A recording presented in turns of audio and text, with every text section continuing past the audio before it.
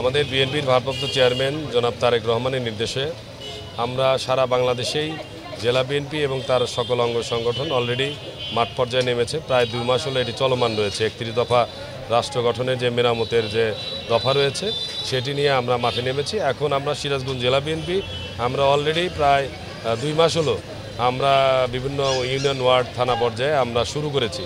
আজকে আমাদের যাত্রা এটি নতুন নয়, আমরা এটি চলমান রাখবো। আমরা প্রত্যেকটা ইউনিয়ন ওয়ার্ড এবং থানা পর্যায়ে আমাদের এইটি নির্বাচন আগ পর্যন্ত আমাদের চলমান থাকবে।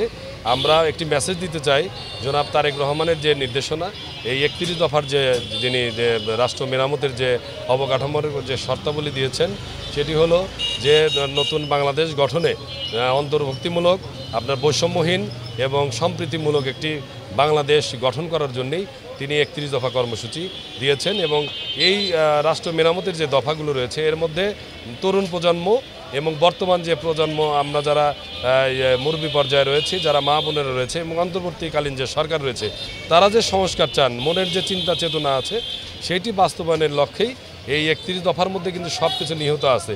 এটি যদি বাস্তবায়ন করতে চাই, তারেক রহমানকে বিএনপিকে ধানের শীষে ভোট দিলে ক্ষমতায় বসবে এবং জাতীয় সরকারের মধ্য দিয়ে এই দেশ নতুন বাংলাদেশ গঠিত হবে, তাহলেই বাস্তবায়ন হবে।